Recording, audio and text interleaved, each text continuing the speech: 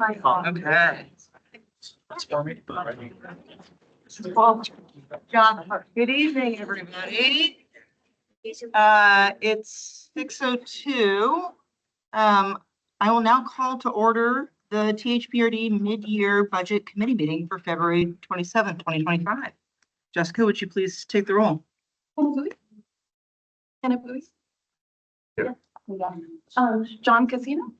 Present. Edwards. Present. Raj Maraha. Yes. Barbie Minor. Here. Felicita Monteblanco. Here. Alfredo Moreno. Yes. Miles Palacios. Here. Tia Ping. Here. Carolyn Lee. Here. Wonderful. All right, we are moving on to agenda item 2. I'm now going to open the floor to nominations for a budget committee chair. So here, any nominations?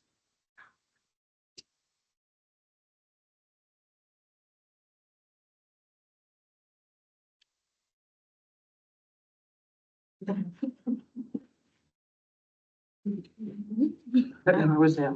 happy to continue. Okay. Yes, I will nominate you. Okay. Any other nominations? Okay, we have a motion and a second to renominate me as chair. All in favor, please say aye. Aye. Any opposed? Motion carries. I will now open the floor to nominations for the budget committee secretary.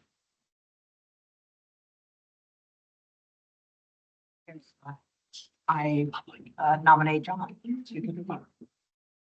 A second. Any other nominations? Okay, hearing none. All in favor of John continuing as secretary, please say aye. Aye. Any opposed? Motion carries. All right, the next agenda item is General Manager Doug Menke to provide the General Manager's comments. Over Thank to you. Good evening, and thank you for tuning out this evening for the mid-year. Especially want to thank Hannah and Raj. We spent a little time, Jared and I and Holly, with the two of them earlier this month, just in an orientation process. But really happy to have them on board. The great news is we're happy to report a lot of things did change for the Park District over the past year. Last year, as you recall, at the mid-year meeting, we had a lot of discussion about the May primary election, our levy opportunity, and as we know now, district voters passed our local option, which we then collected as early as November within the tax structure. So that was the first year of the funding. The levy really enables us to cover the 20% gap that we had identified moving into that process, and it enables us to maintain current services. But it's not, of course, without challenges. Jared will talk a little later on about the compression impacts that occur in the taxation process. And managing expenses, as always, is challenging. We've got high inflationary factors coming at all organizations, businesses included. And we know the levy was built modestly in order to help us really move forward well into the future. So managing expenses is going to be critical. Tonight's mid-year, we're going to do our normal process in reviewing revenues and expenses and how are we doing mid-year. But we also want to do something a little bit different. We usually focus on district values, the budget priorities that are clearly articulated within the document, as well as a little bit of an update state of the district, as it were. But we'd like to really gain some focus with the budget committee's particular attention to the detail of what are some of the larger picture items that are coming at the district. We'll call them generational or legacy projects that are underway, at the directive of the board. So next month, of course, we will have reached the 5-year mark for COVID, post-COVID. And, that was a traumatic event for all parties across the board. Since then, we've had the opportunity, as it were, to restructure, reimagine THPRD, building a stronger future for us. We've also undertaken some larger building projects for the district, and it's taken a lot of financial effort to get there. And the work we're doing is really an add-on for a lot of existing staff, along with day-to-day operations, in order to really clarify what's in front of us. This includes, one of the items is an example, including our financial management system, and many of you in the room are familiar with those animals. I call them that because, wow, what a process. But we got to the other end, thanks to Jared, his team, HR, certainly IS, a lot of district staff. It was a multi-year effort to get there, but we successfully got to the other end. But I think it's also important to run down on other generational projects, the status of those, how they're coming along, and really how they support the mission of the Park District. It's also critical to hear, what's on our plate, because of this work. It takes a lot of effort to pull it together. In the next 3 to 5 years, these projects will move through their process and come to fruition. I do want to acknowledge, many of the committee members provided questions early in our process for the review for this evening, and we got the responses out to the full committee. So we do appreciate that a great deal. So now I'm going to move it over to Holly's way, our communications director, to walk us through some of those major projects. Okay, so normally, I'm Holly Thompson, Communications Director, if I haven't met y'all. And normally at this meeting, we like to talk a little bit and give a district update and celebrate the amazing things that are happening across the district.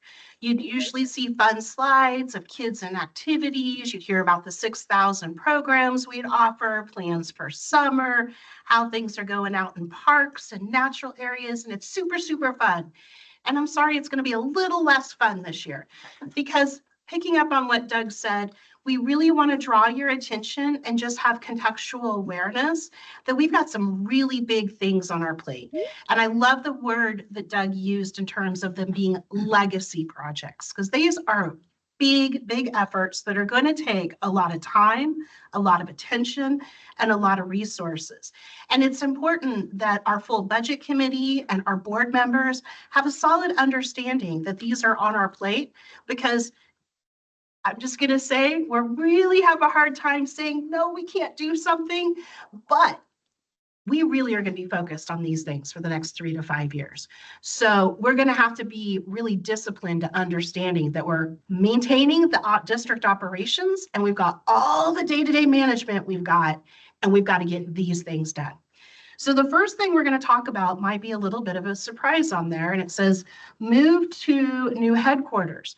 Now, that is not the right term, but there has been an opportunity that has come THPRD's way, and I'm going to turn things over to Aisha Panis, our Deputy General Manager, to talk a little bit about this. But it's a great opportunity to consolidate THPRD services, turn more things over to the community, and bring better service delivery to the community. So Aisha, please take it away. Thanks, Holly. I'm Aisha Panis. I'm the Deputy General Manager here at the Park District, and I wanted to give you a little bit of information about, we're looking at all these different things that are going on, and a lot of these are things that have been on our radar for a while. That top item was not. This potential of moving to a new location is something that came to us. And as a reminder, many years ago, back I think in 2011, the Park District was contemplating their last big generational move. And that was to build out and create an operations center at our Fano Creek Service Center off of Allen Boulevard. So that was going to create a kind of a south-oriented operations center and have a bunch of our fleet and mechanics and everybody over at that building. When we moved into that building, we moved in with the Portland Timbers, who leased a small footprint within the building from us and helped to participate in the creation of 2 fields out back behind that building. Over the years, they've made requests of us to increase their training center size within the building, and subsequently came to us in the last year and said, would you consider selling this building to us? And our initial answer was, of course, well, no, this was our dream for the future. We bought this for us. And so we talked more about that and said we would only entertain this idea if the district were made whole or better at the other side of it. And we were very clear with them. We don't want a smaller structure. We don't want, less ability to run a fleet. We need to make sure that we have all the things that we need to take care of this district. So it's been many, many months of conversations and looking at options. And while No deals have closed. This is still a big piece of work for us to look at what that would take for us to move from one location to another. So that is something that is underway, still being contemplated, and it would be a pretty significant lift for the Park District, in addition to all the other items that Holly's going to talk to you about now. So time-wise, you can see that fits on the scale between 2025 and 2026. And if you've ever moved from one location to another, magnify that by our workforce and imagine the logistics of planning for and getting that moved together. So a lot of work will go into that project. The next one is a participatory one. We are looking at replacing our 2008 bond measure.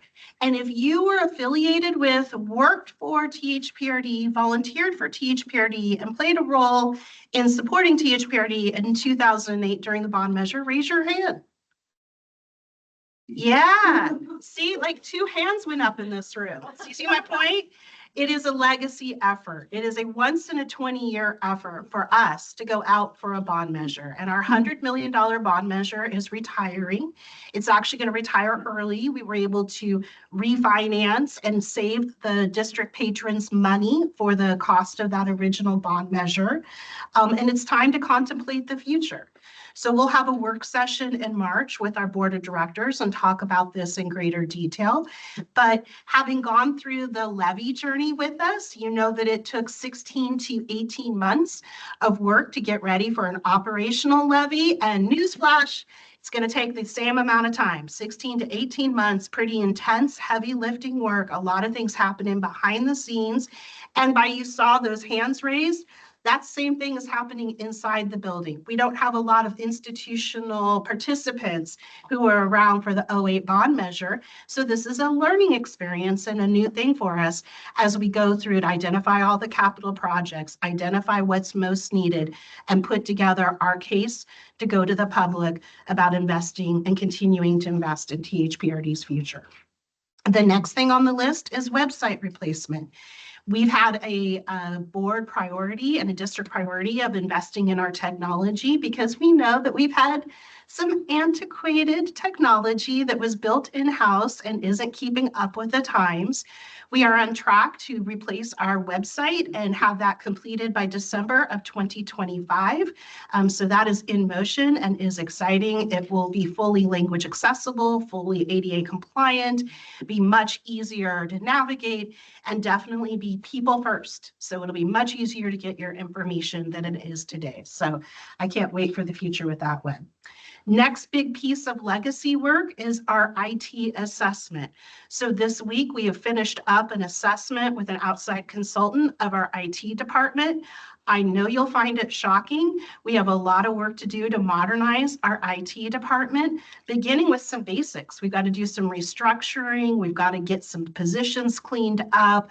We've got to have the right, types of positions in place for where we're going as an agency.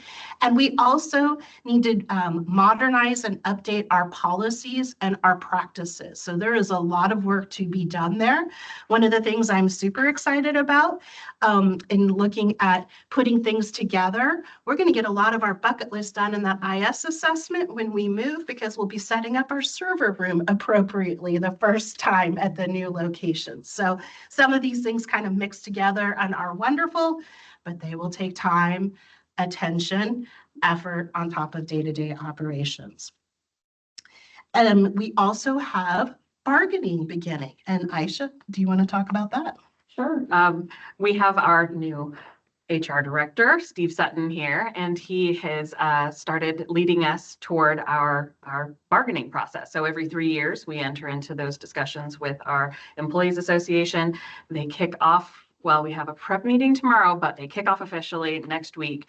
And our goal is to talk through our current collective bargaining agreement to have a new one for consideration by our board and to be in place by July 1. So we have a lot of work to do in the next few months.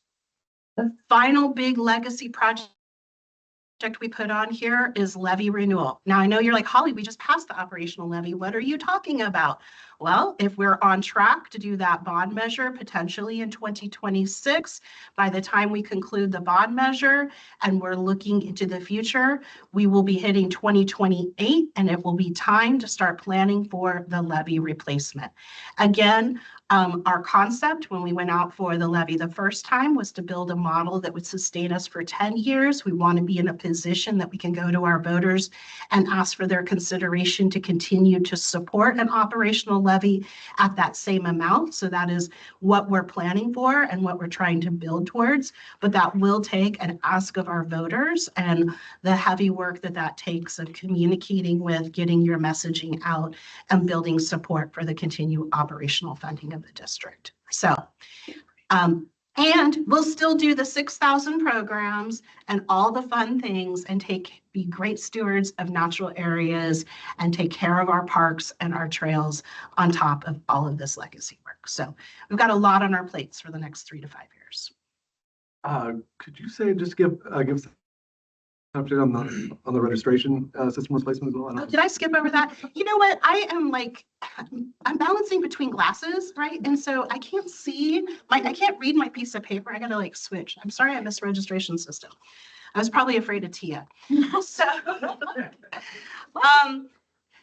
well, it makes me really happy too. But the reality of it is we've got to get some of the IT assessment implementation pieces done and in place.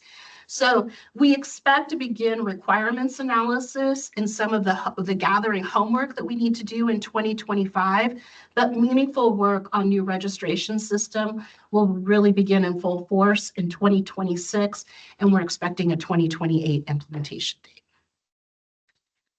Yeah, that's probably why I was under the table hiding from the I know, it needs to be done yesterday. And it's only taken me 2 terms to get it on. It's needed. It's very needed. Okay.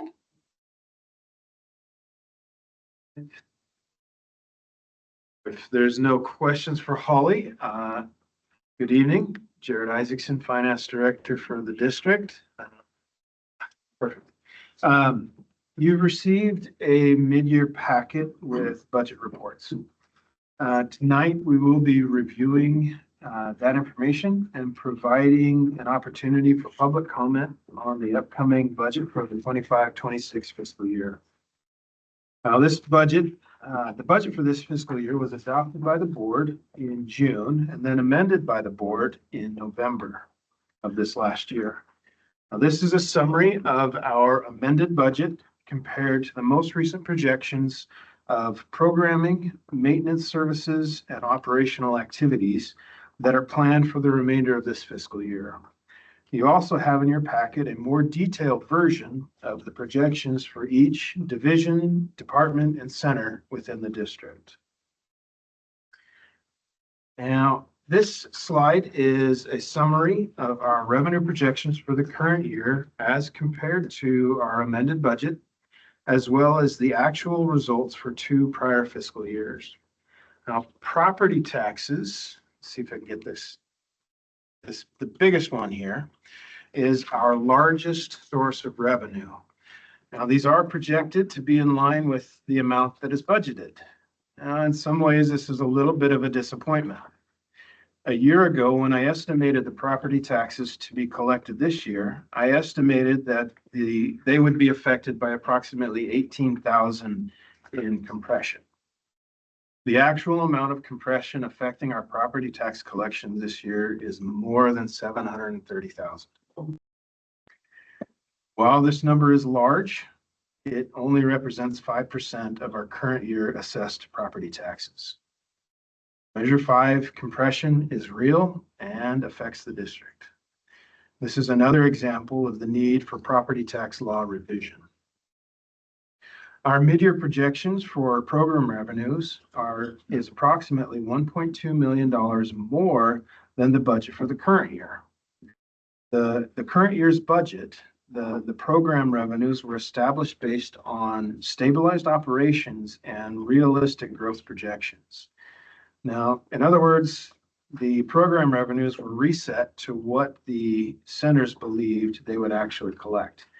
And I have to say, they did a good job, as almost all centers and programs are projected to exceed their revenue targets. Now, our other revenue source for the current year, the darkest sections here and here, these have become a major source of funds this year due to the potential sale of one facility and the purchase of another facility that Aisha was talking about previously. Now, as these transactions are still in negotiation process, I can't say much more than that. When looking at our expenditures for the year, the cost, so this slide is the cost of running the district, with recreation and services and capital projects being the largest part of our spending for this current fiscal year. Now, our mid-year projections include budget savings across district operations to the tune of about $6 million. Now, your packet included, oh, there it goes, okay. Included a section of revenue and expenditure reports for the current fiscal year through December of 2024. Now, we are not reviewing these reports in detail this evening, but I did want to point out a trend that you will see throughout our departments in the expenditure reports. And in fact, you can kind of see, if I can get the mouse to work, you can see it right here in this jump in the month of December for administration. It's an increase in each of the departments resulting from the district's annual pension contribution being funded of $3.9 million. Now, this timing is to coincide with the receipt of the majority of our property taxes, which come in November. And with that, I will entertain any questions or comments that you have.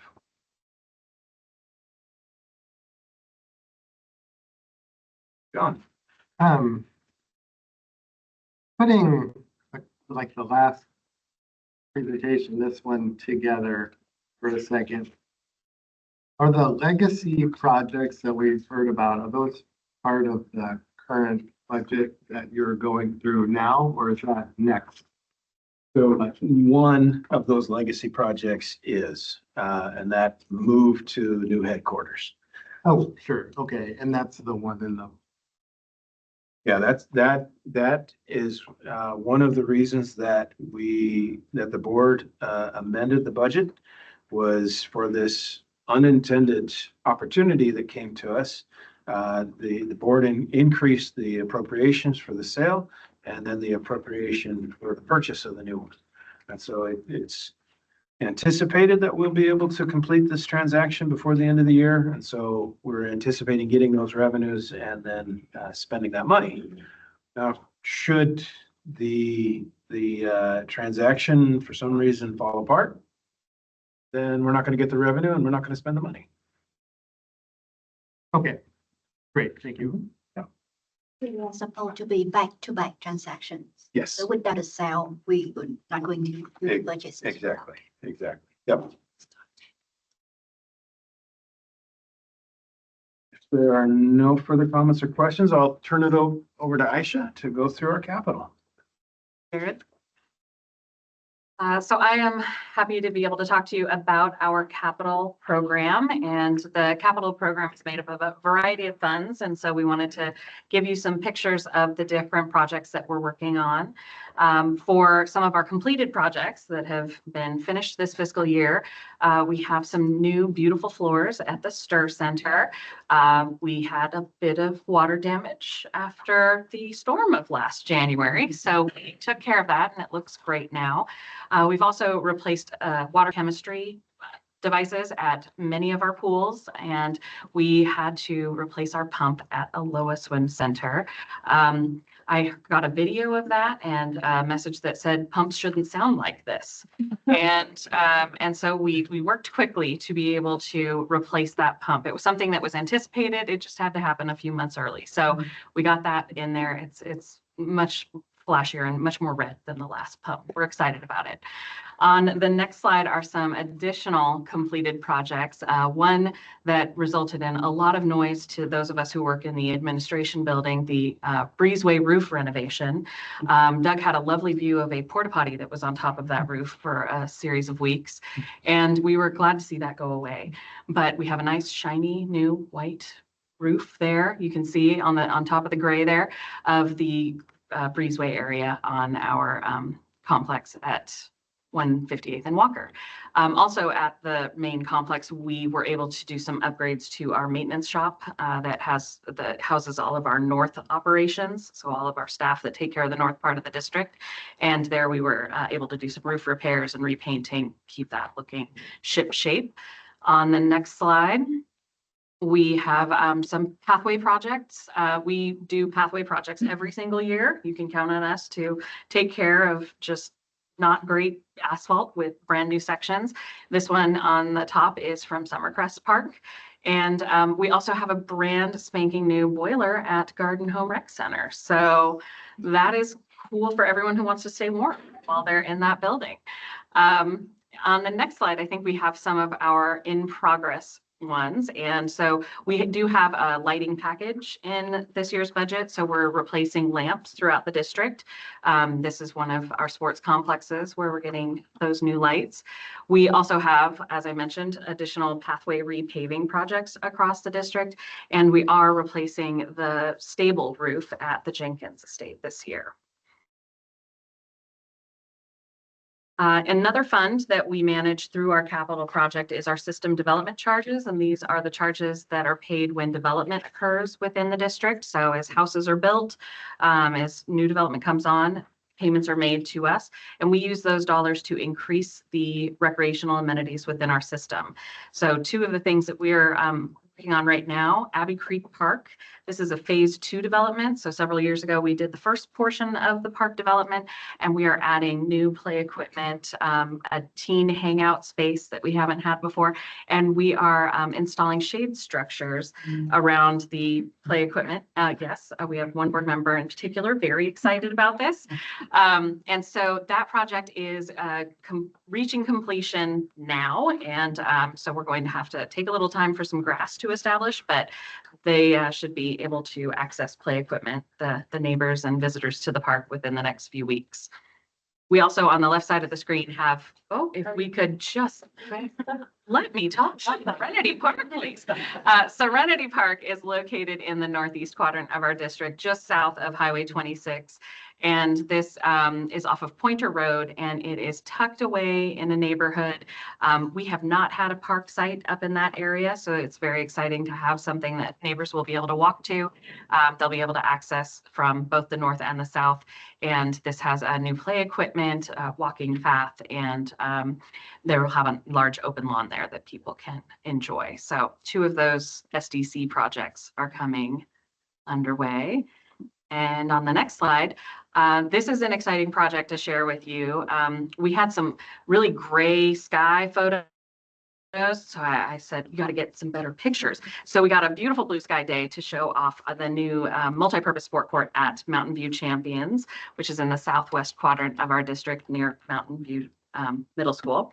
And this is both a pickleball and futsal court. And we've added some parking there because it's also in a very highly used park with multiple fields and play equipment. So this is open for business now. So check it out if you haven't seen it yet. We also have, and so I will say that this last project, the multi-purpose sport court and these restoration projects are pretty much the balance of the projects left in that 2008 bond. There are a little bit more restoration work to go, but these are the conclusion of the 2008 bond. And so we have the restoration up at Bronson Creek Greenway at Laidlaw. This was a property that we purchased with bond funds, and now we're using bond funds to restore. And this person who's silhouetted up on the upper photo is establishing a better habitat. We did some shallowing up and flattening out of the banks at a pond that was on this property so that we could encourage more critters to hang out on the banks. And then in Raleigh Park, which are the two photos on the bottom of the screen, we did some natural area restoration, and we also daylighted the stream that runs through that park. So if you drive by it now, there's a lot of orange fencing up around the different drainage areas that have been created, but it looks a little barren right now. Jared was real bummed I couldn't, invent some leaves for the trees so that they could look a lot more lush for you. But that is a recent photo taken on the lower right, and that's going to leaf out and look lovely very soon. And then for our remaining capital projects each year, we allocate money to the replacement of our fitness equipment. And so we have staff within our recreation and sports and inclusion groups that do an assessment of all the different equipment we might need to replace. And we pick the ones that we're going to do. So we order those, and they are on their way to us soon. We will invariably, with over 100 tennis courts within this district, have some that need some crack repairs and repaving. And so we do have some of that. This is one of the ones we have in Murray Hill Park. And then down below, we always work into our budgets, work around ADA improvements. And this year we're focusing on making sure we have all the appropriate signage. We're striping parking lots, not shown here, but we also do a lot of work to make sure we've got connections from our pathways to our amenities within parks, whether it's picnic tables or benches or something like that. So those are typically a part of our ADA package each year as well. And then finally, another fund that is available through our capital program is our grants. And so we have a couple of projects I wanted to show here. One listed up top is the Willow Creek Greenway Boardwalk replacement. That is a project that's underway now. And that is across from our main complex, across 158th, just south of Cornell Road. And so we're replacing a boardwalk that has been well loved for many, many years. And so that is going to be happening over the course of the summer. And then on the lower left, we have one of 3 different permanent restrooms that were constructed across the district. We had them at Greenway Park, at Hazeldale Park, and Schiffler Park. Thank you. And so these are great amenities for the community to be able to access flush toilets in our parks. And on the lower right image, you see that is Shoals Ferry Road at Fano Creek Trail. Currently, there is an underpass for Fano Creek Trail. We are going to be constructing an at-grade crossing as well. So there will be flashing lights similar to what you see on Hall Boulevard for the Fano Creek Trail crossing. So that was provided with lottery funds. The restroom funding came through the coronavirus relief funds, and then the Willow Creek Boardwalk came from the Metro Parks and Nature Bond local share funds. So a bunch of different sources all funneled through our grant program through capital projects. So that's the update on capital. Can I answer any questions?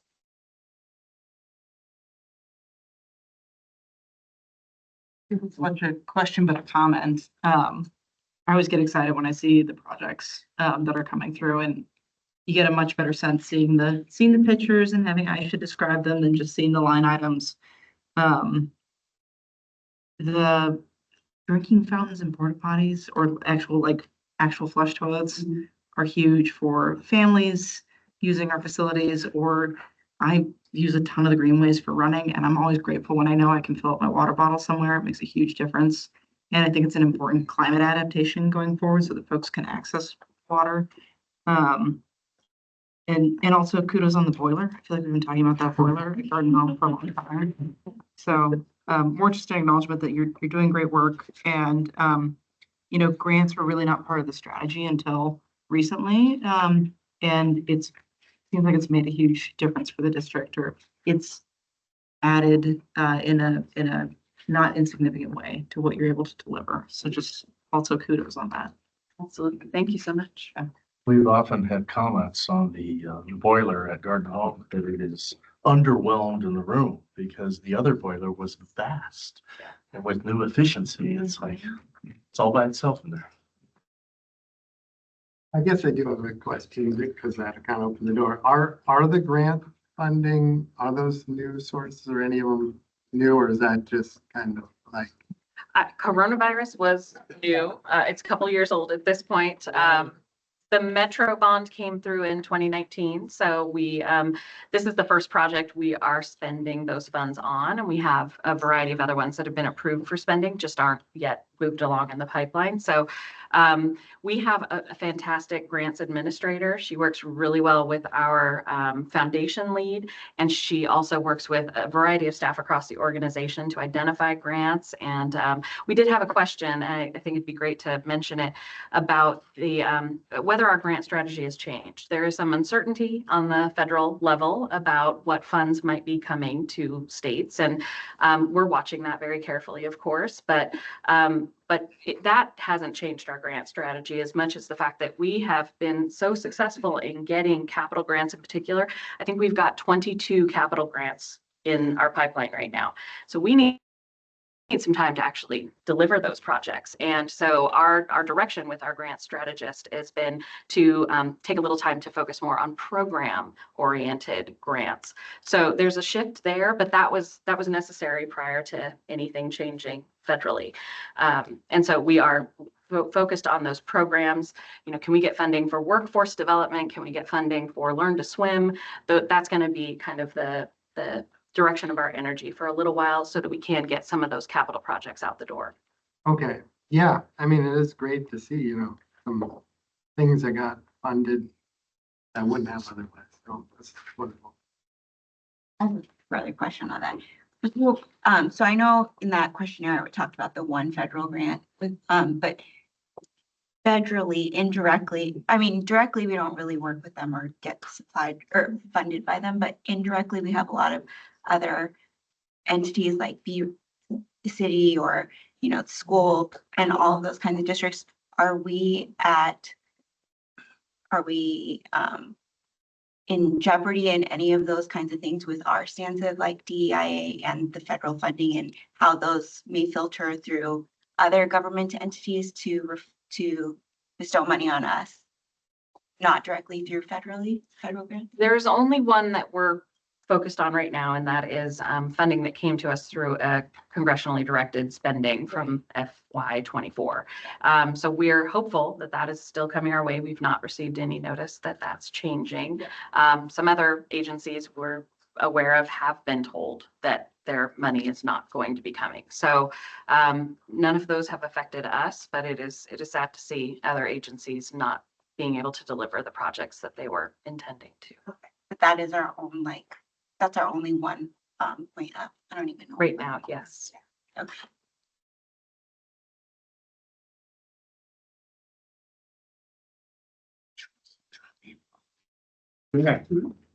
Back to me. This is where we get to talk about where we think we're going to be next year.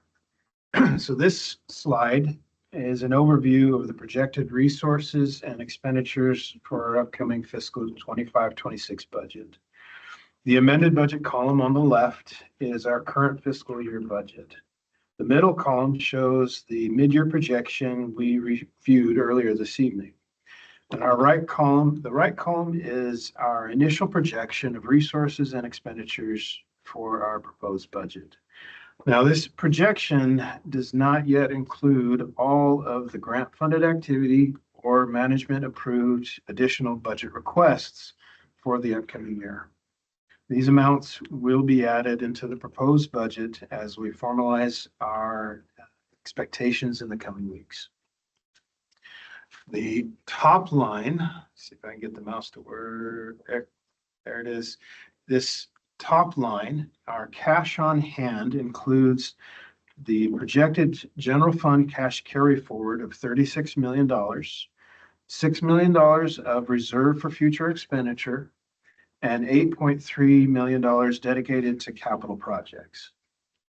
Now, outside the capital projects and the reserve for future expenditure, the beginning cash on hand grew from us not utilizing the contingency amount of $3.5 million, as well as over $6 million in expected budget savings from operations. The reserve for future expenditure and budget savings are contributing towards the district goal to achieving the district goal of the local option levy rate of 50 cents per $1,000 of assessed value, sustaining the district for 10 years. Now, property taxes. These projections are based on a calculation taking into consideration assessed value growth allowable under Oregon property tax law, the urban renewal area reductions, our permanent tax rate, the local option operating tax rate, compression, and our average collection rate. With all those factors, we project our property tax collections for next year to be approximately $58 million. Program resources are being projected at levels relatively consistent with the current year budget.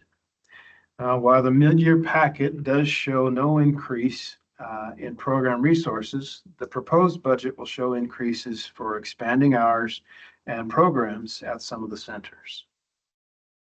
Our other resources in these initial projections include interest, miscellaneous revenue, and rental income. We are continuing to evaluate our projected grant resources, and we'll add those into the proposed budget in the coming weeks. Looking at expenditures, our personal services of $52.4 million includes staffing at full normal operational levels and takes into consideration our contracted pay increases for full-time employees, a 6% increase for all part-time employees, and limited benefit for part-time employees working on average at least 20 hours per week. Additionally, we have included the $3.9 million annual funding for the pension plan, which is part of the pension funding policy adopted by the board in January of 2022. Materials and services of $6.2 million includes rate increases for utilities and other inflationary adjustments. Debt service expense of $1 million reflects the principal and interest payments due on the district's full faith and credit borrowings. Contingency of $3.5 million and the $3 million reserve for the future align with the board policy in district compiled policy 6 for minimum fund balances and reserves. And the capital outlay amount of $17.6 million includes capital carry forward spending and grant funded projects. And with that, are there any questions or comments about the initial look at next year's budget? And again, this is preliminary. This is not what it will be. This is close to what it will be. So it looks like our total resource will be 132 versus the expenditure of 126. So we have some room there. Is that how it works? That is, that difference will go into fund balance. That will be utilized in future years. That's part of our process of planning for the local option levy to last us 10 years. So there is that excess there, but it's being held for the future as of right now. Yeah, because in the projection, I see that we plan to have an additional 4 million debt. So can we use the assets instead of the extra debt? Well, we could, but then it would take away that funds from the future where we couldn't do that. We couldn't go into that debt for that future shortfall. So the debt for next year is capital debt, and where the excess from fund balance will go for operations. So that's the difference between the debt that's planned and the amount that's set aside for the future. Got you. Then we will have some interest income from the fund reserve Yes. to Oh, yes, offset some of the interest expense, right? definitely. And Jared, a lot of that is planned in like the case, like going back to our conversation about compression, in measure 5, like it's a contingency for whether or not the levy passes or if we find ourselves in another situation where compression has affected the income for property sector. Yeah.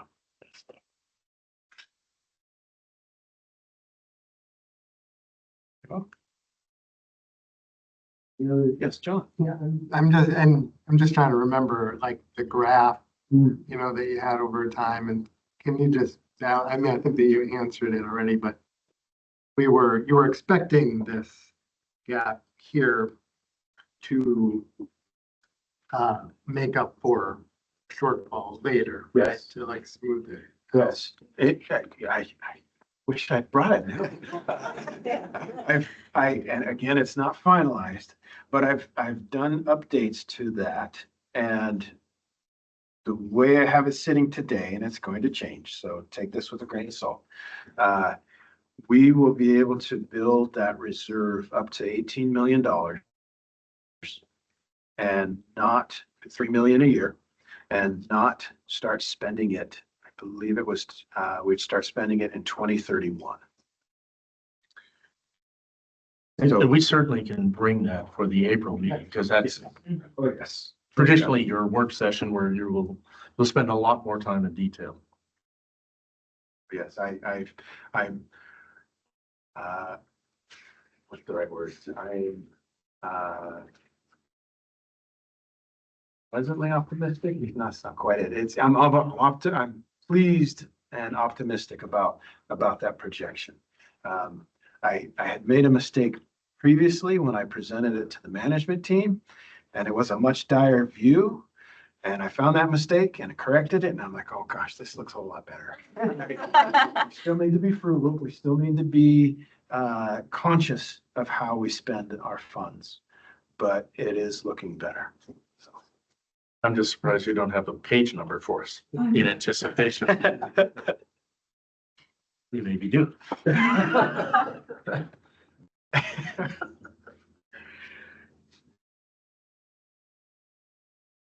Anything else? Okay.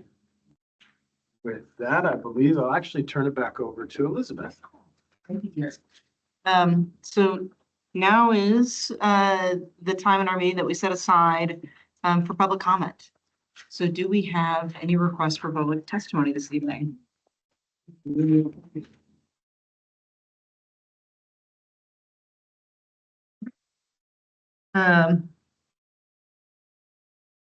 So for our community members who have signed up for public comment and those listening online, the public comment period is an essential part of our local government meetings. And all of us on the budget committee are grateful for your participation and are going to take your input into consideration.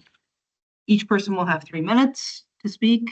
It's not a time for dialogue, but this is our opportunity to really listen to what you're saying. And we will ask the general manager and his team to follow up with any questions as appropriate. So what I'm going to do is call the first person and then let the next person know who's on deck to come up. So I'd like to invite Sam Jacobson to speak. And when you get up, please state your name and zip code for the record. And on deck is Ken Lee. Good evening, everyone. Zip code is 97225.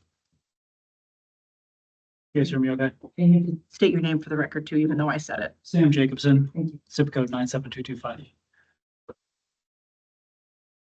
I'm a dad with 2 kids in the 12th and Hill Swim Club, sports enthusiast, a former NCAA Division I track and field, all-conference performer, track coach, and pharmacy executive with responsibility for an annual budget of $450 million. It is essential that I'm here today to address the flawed logic applied by the committee, which led to the recent decision to add a new aquatic affiliate to my children's home pool. The committee's proposed financial reasoning for adding additional affiliates to any facility is to enhance revenue generation. Your decision to add an affiliate to an already overutilized space will displace a stable existing affiliate to satellite locations, thereby destabilizing the largest source of revenue generated by THPRD aquatic facilities. Displaced Tualatin Hills Swim Club kids will, transfer to private teams with more convenient practice times and locations at the expense of THSC and THPRD. Some kids will quit sports altogether because the practice times and/or locations are now a hardship for their family. These are not my opinions. These are statements of THSC families whose access to THPRD facilities are jeopardized by the committee's decision. THSC has been an aquatic partner with THPRD since 1957. As a club, we have paid millions in rental fees, including $343,000 in pool and lane rental alone this year. In your approved budget document, you cite 25 revenue-generating events held at the Aquatic Center. You even specify the prestigious OSAA state meet as an accomplishment. Who do you think hosts these events? Who do you think provides the volunteers and equipment to make these events possible? Who do you think attracts the teams to compete? These events are enormous undertakings which require hours of preparation to successfully run. I can assure you it is not your Park District personnel. It is our THSC families who volunteer their time, our volunteer meet directors who run the programming, our parents who feed the coaches, officials, and lifeguards. It is our parents, coaches who set up and take down equipment. You benefit from an immense amount of free labor from our club, which we enthusiastically and adeptly provide. There is not another club in Oregon who can match the volume and quality of events run by THSC. It has taken decades to build the volunteer base and organizational structure needed to run these events, something this committee's recent decision trivializes. It is apparent you are setting a precedent to bring even larger numbers of affiliates, which will further erode the partnership with THSC, an organization with an established track record of partnering with you to accomplish your long-term financial goals. To me, the most tragic aspect of all of this is you've forgotten who you are, to serve the community, in this case, the kids who view this pool as their home. The big question to all of this is why? Why would THPRD do this? Degrading the integrity and credibility of the THPRD board and personnel. If your goal is to dismantle the longstanding relationship between THPRD and THSC, I'd say that you are headed in the right direction. If your goal is for the taxpaying public to lose trust and lose faith in the value of supporting your bonds, I'd say keep going. My aim in speaking today is to convince you to reconsider the decision, which is so clearly stray from your best interests and your mission. I encourage you to reaffirm your commitment to your long-term partners so we can work together to attain your goals, serving our community and our kids. Appreciate you letting me go over a little bit.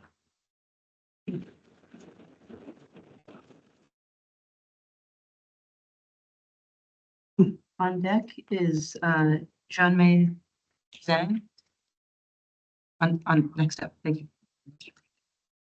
Good evening. My name is Ken Lee, 97229. I've been a community resident since the year 2000. I have 3 kids who've grown up through THPRD's programming over the years and all the options available to them. I am also a Tualatin Hills Swim Club board member, and I have worked in local government for the last 12 years. What I'm talking about today is the lack of what I believe is a lack of stakeholder process and collaboration that I'm concerned about from THPRD. This is not an indictment on the actual staff that I get to work with, and I'm not saying that just because Andrew Jackman's here, because I do work with him directly, and I think he's a good guy. But I think it's more the system of how we are operating from top to bottom, right? I hear a lot of great things about how we are invested in equity, diversity, et cetera, but it does not really translate into the processes that you have, that you operate today, particularly the Aquatic Center. There are several examples I want to share, but this is the one that I really want to share with you that I heard recently from our head coach. When long course season starts, and for those that you don't know, for swimming, we go through a short course and a long course season. Short course goes from September through end of March. Long course, which is the long 50-meter pool for the Olympics, that starts in April and runs through the summer. Our coach, he wakes up at 3:45 a.m. to get to the pool by 4:20 a.m. when the lead lifeguard comes. And then he starts pulling the lane lines from short course and starts converting them to long course all by himself. Right? He does this until about 4:55, 4:55 when some of the masters folks come to help him out, finish up, and then one or two of the other lifeguards come and help him out. This after practice is over, we actually take 15 minutes with both our coaches and swimmers to flip it back to short course so that Tualatin Hills can do their regular programming. And keep in mind that 15 minutes that we take to flip the pool for you guys charge us for that time. And so I did the quick math on this, and every year we're saving THPRD about $10,000 in labor costs, roughly, right? And this, and the reason I'm saying this particular example is because I read the 2012 Greenplay study that was developed for your service and financial sustainability analysis. I know Doug Menke was here at that time because he's raised his hand about the bond back in 2008 or something like that. So I know that it sounds like you guys are still basing your financial modeling off of this. The other thing that's going on is, well, I'm going to have to skip this example here, but I think when it comes to stakeholder input and collaboration, this actually needs to improve. We are okay with putting in the effort, the work, the volunteer hours to make THPRD, the 50-meter pool, a successful event center.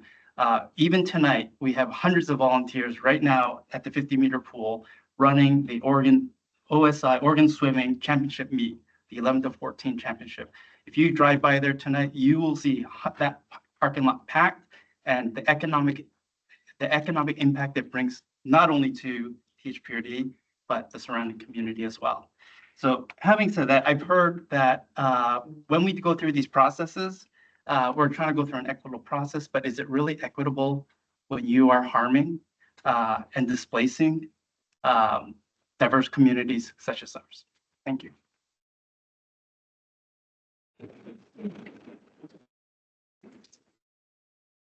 Point of order, if folks have additional comments that they'd like to provide, can they submit written comments? You have those circulated to us? Yeah. Okay, thank you very much. And before you begin, on deck is Jessica Wang. Thank you. Hello, my name is Jian Mei, and I have my daughter is in the THC swimmer. And today I'm here. I want to first, before I start, I want to ask how many parents from the THC? Raise your hand, please. Okay. And also I want to ask how many parents from back? Can you raise your hand, please? Even you from the community. Do you have the kids who swim in back? No. So that is clearly, I want to all come to realize why we care so much, why so many parents and the kids use their time, come here. We are painful right now. So because we heard BAC is a new affiliate to the THPRD, so it's going to take in our user lane during the long course. So that's why we are here.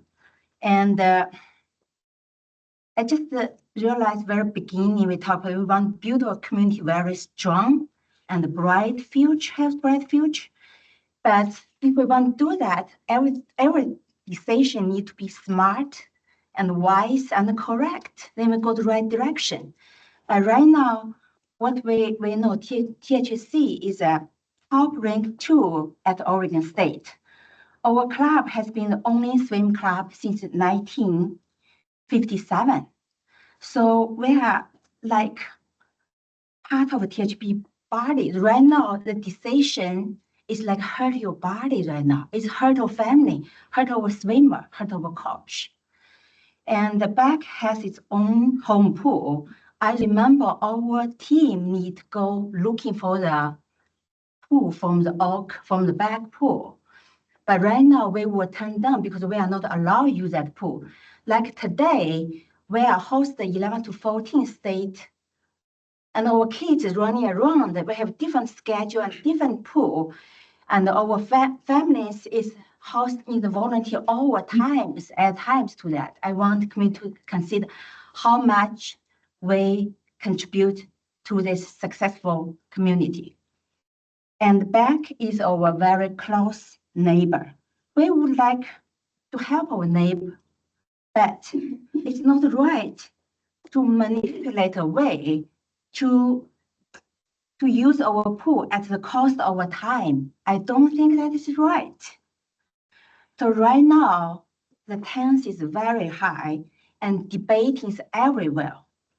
So I want teach because when kids have some issue at school, we know we can talk to teacher, go to principal. But right now, two very strong team in THPRD. I want the community to make a right decision to see what is right way to listen to our families and the kids, to go to the pool to see how we are doing right now, how crowded a lane, like 6 to 7 kids in 25 yards. And the time is, the switching time is like 0 minutes. You know, one come out, another team came in. It's overused. It's really hard for me to consider, to think, to imagine another team come on this situation. It's going to be very, very bad decision. Okay, thank you. Zip code also for the record. Oh, the zip code 97229. Thank you very much. Appreciate it. My time is up. Yes. Okay.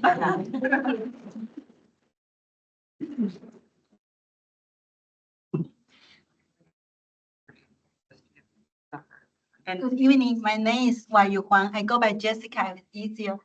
My zip code is 97229. And I'm here to praise you guys. And thank you so much for spending day and night working for the community. It's wonderful. I'm here as a testimony to like how wonderful you guys do to the community. First of all, let me introduce myself. Our family moved from the South State to Bethany area at 9 years ago. At that time, my son is 9 years. No, 9 years. My son was 5 years old, a kindergartner. So we were so worried that we moved from the southern state to northwest. So worried about that. But when he take the first class, swimming lesson class in the THPRD, we were so fortunate to sign up. And then when he take the first lesson, he transformed himself from the Texan to Oregonian, and then he embraced with the education system of course, he embraced the Southwest spirit, like always so respectful for his peer, always has very healthy competitive spirit as a boy. And after that lesson, fortunately, just a section, and then he got to admit to the THSC, the swimming club's Olympic way. And then a few months later, he got to start his competitive season. We were so appreciate your support for that pool, for the THSC swimming club, because we can see he transferred such a good teenager right now, like 9 years passed by. He is doing very well at the school, both academically and spiritually. He served the branch house in the downtown to serve the homeless, serve dinners with so many hours with his friends. So we can see he got influenced by the poor staff, by the coaches, by the peer swimmers, and also he himself also a good influencer for the younger swimmers too. So we really thank you guys for the public service to the whole community that you work not just for myself. I also get my access in the THPRD facility too, not just for the adults wellness, also for our future, the kids. As a heartfelt thank you everyone. It was so nice for your support for the THSC, and I hope you guys continue to support that swimming club because it meant so much for us. We see his bright smile in an outdoor swimming pool. To see his intact, especially the COVID time, right? Because you isolate the home and then the school wasn't so much in person, but we still practice that time. So I can see his interaction with friends. They were so chatty in the locker room. So as the parents, I was so grateful for what we have right now and continue the good work. We also wish you guys continue to support the swimming team. And as far like for the recent communication, what I heard is another swimming club, kind of like we are three times the size of them, but what I heard like later we're gonna to get like 4 lanes. They got 3 lanes.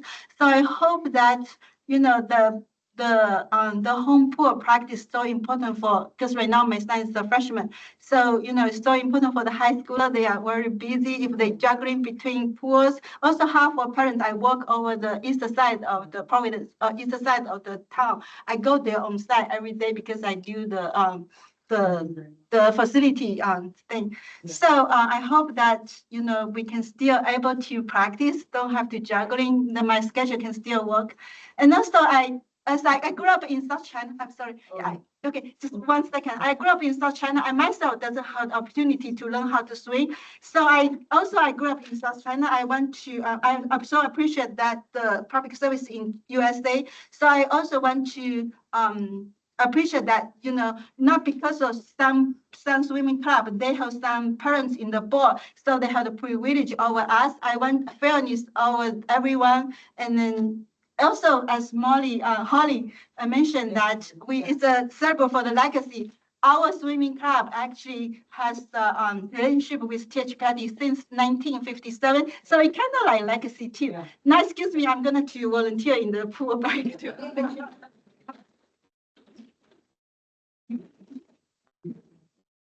The timer is right there at the end of the table. You have 3 minutes. I've been letting folks go a little bit long because I want you to be able to finish your thoughts. But when that red light flashes, that's when the time is up. So that's what I'm queuing off of. Next up is Sydney McReynolds, and on deck is Kaylin Burkhart. Thank you. Hello, Sydney McReynolds, 97229. My name is Sydney McReynolds. I'm the membership director of the Tualatin Hills Swim Club, an occupational therapist with published research on explicit and implicit bias. And I work in special education, advocating for vulnerable students in our community. I am here today because I believe THPRD is failing to uphold its core values and current policies, which we skipped over tonight, in regards to looking at your budget, development, and affiliate relationships.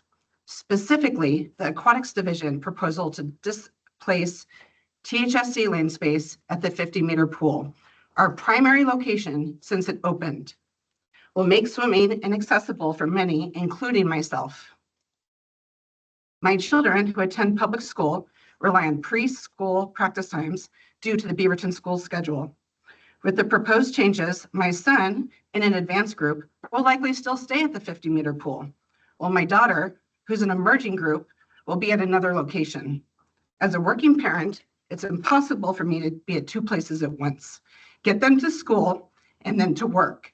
If this is a challenge for me as a middle-class white female, imagine the impact on others. THPRD's budget agenda emphasized leading with equity with special attention to racial equality. However, your aquatic management doesn't seem to understand equity.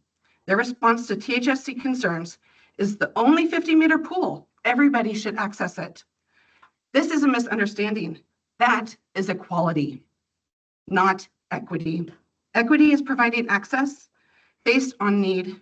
THSC is over 70% diverse by ethnicity alone. Changing lane allocation, THPRD is contributing to inequities against our diverse club. I urge you to uphold your core values, invest in your longest aquatic affiliate, and ensure equitable outcomes for the most impacted. Continuing down this path will alienate your community. We feel unsafe and unseen. We represent diversity and disability. Reducing our access and compromising our swimmer safety through unnecessary changes is unacceptable. The integrity of the THPRD board is compromised, and I will not vote for THPRD levies ever again if this isn't resolved. Our partnership is so long-standing that we share the same name. People don't know the difference between our groups. They call me and they say, can I apply my credit from Tualatin Hills to my membership? I have to explain to them how we are different and we are affiliates, but we are partners. And you are not treating us like partners. You're displacing us. And I am very upset about this, clearly. All of these people came here today from a pool to a pool with a kid at a pool, wetsuits in their trunks. Thank you.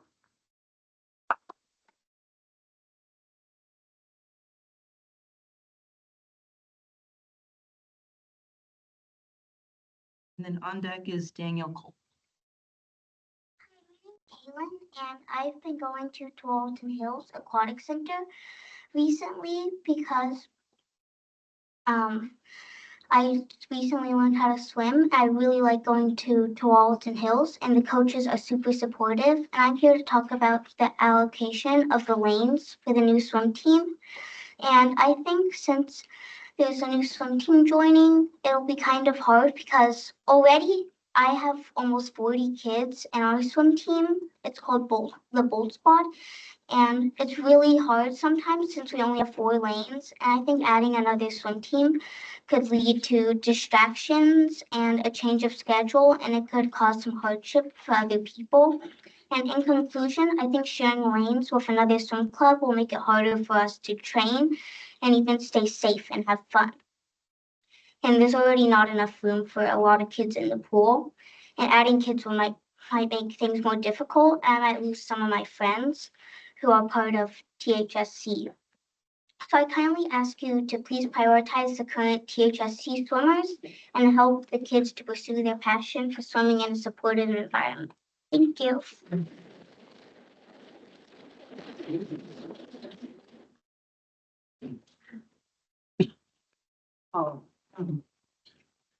Hi, my name is Danielle Culp and my zip code's 97008. I am here, I guess, I have 3 children. I have been in this area for 16 years. I do have a swimmer that I brought who was only joined for about a year.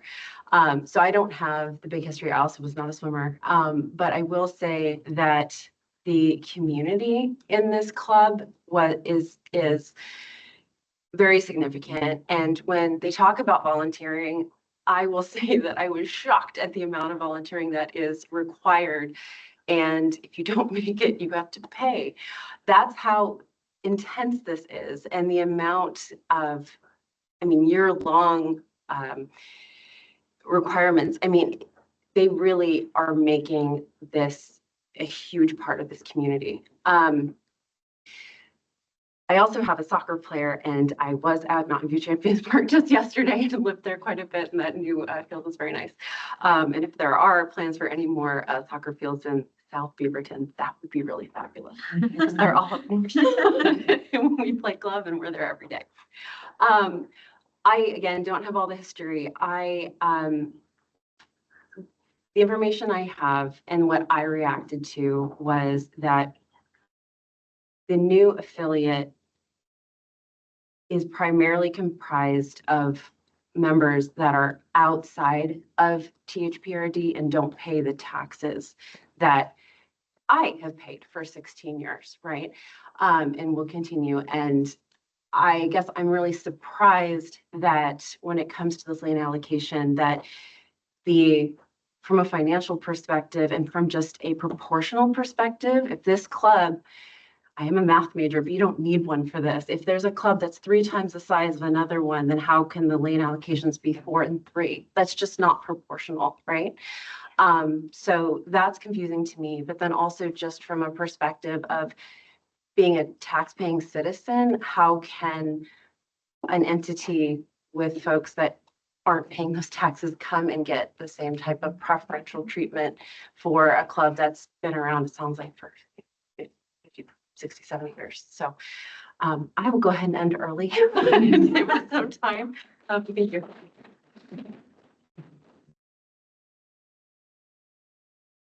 Next up, we have Claudia Sharijan. Apologize about the last name. And next, and on deck is Jerome DeCanoy. Apologize to both of you. Good evening, everybody. My name is Claudia Shurigan, and my zip code is 97239.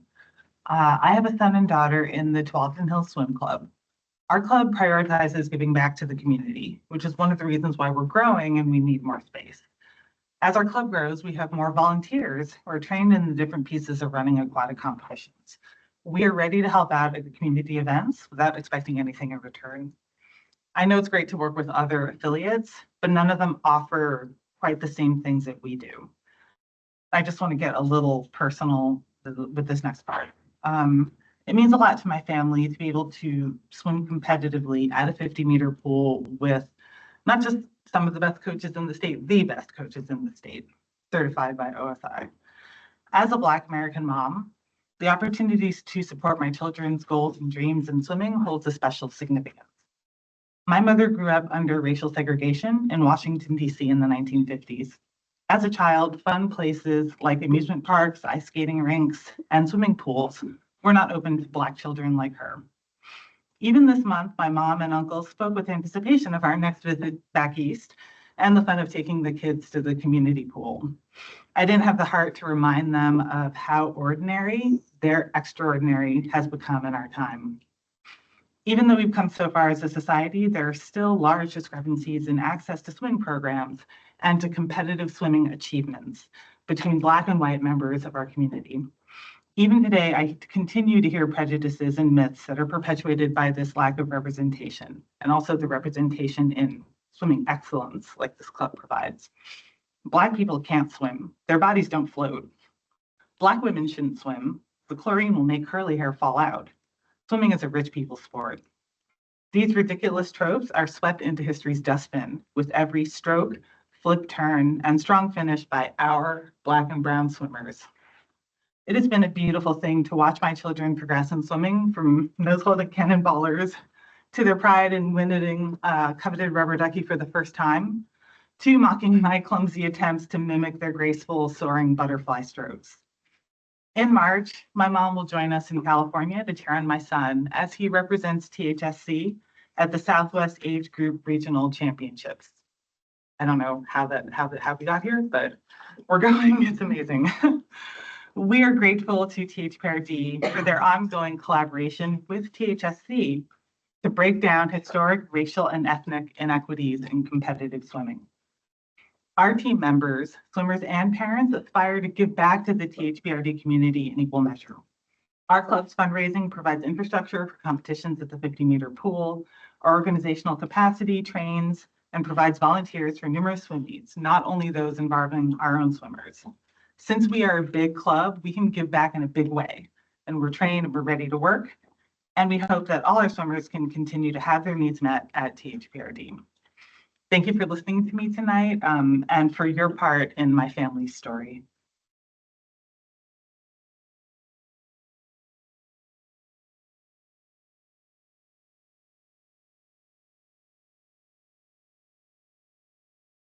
Hi, good evening. My name is Jerome Duquesnoy, zip code 97209. We are out of district.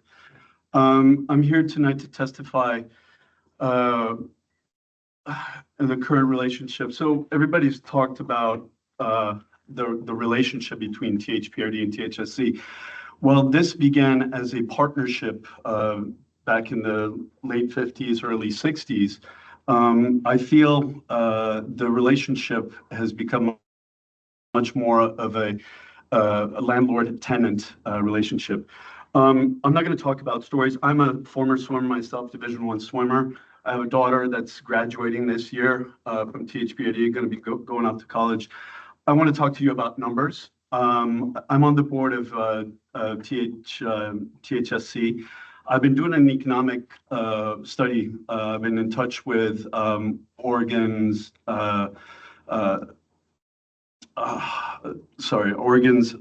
tourism board, Dean Runyon and Associates, and I just want to bring to the point that we host a number of meets a year at THPRD's pool, ranging between 6 to 9, depending on the years. And the economic impact of these meets, given we have swimmers that come from Idaho, as far as Idaho, Arizona, California, Washington State. These, just doing rough numbers, we contribute no less than $5 million a year to the local economy. Think about it, $5 million for Washington County from the people that come and swim and participate at our meets. And that's just the direct costs, hotels, food, I haven't included, a lot of people come to our state. There's no sales tax here, so there's a lot of retail therapy that happens. Anyway, I just wanted to throw those numbers at you. And, as I said, I still swim. It's a great sport. And it's sad to see what the relationship between our club and THP has become. Thank you.